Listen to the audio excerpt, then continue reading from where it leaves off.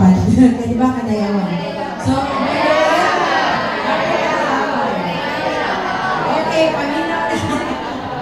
So, by the way, I'm your Global Marketing Director, Elsa Baldaco from Davao City. So, ano na po sa lifestyles? Kung ba na nagkasakit, minsan yung nasakit diha, ang ilang ba na, nagkaroon siyang depression, young depression, really ordinary, leading to bone cancer. So, that time, na-ami challenge, okay lang yung takay ko sa akong work kay I've been an employee for 19 years sa tulong akumpanya.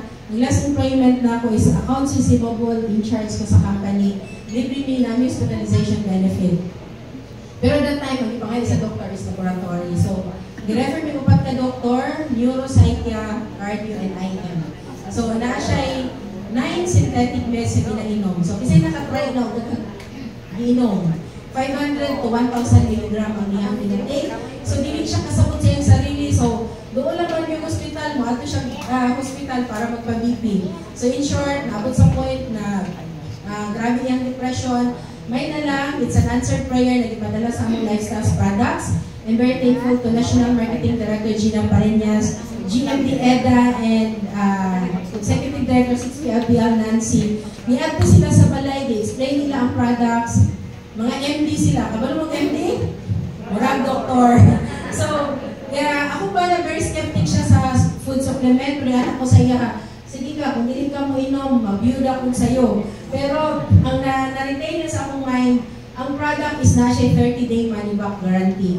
So, na ako inuman ang product. So, cut the story short, 3 weeks of taking the products na normal tanan yung laboratory. Akong address ko sa akong dysmenorrhea, severe akong dysmenorrhea, mahulog na akong lead, sige kong absent sa trabaho.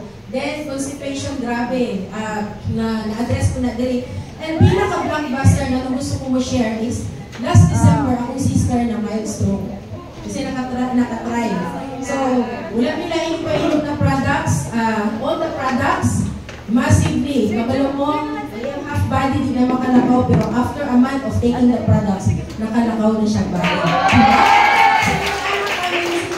So, mga guests and distributors, if you love your family, do the business, pero humahalagin una ang sarili. Ngayon, money will follow. Pag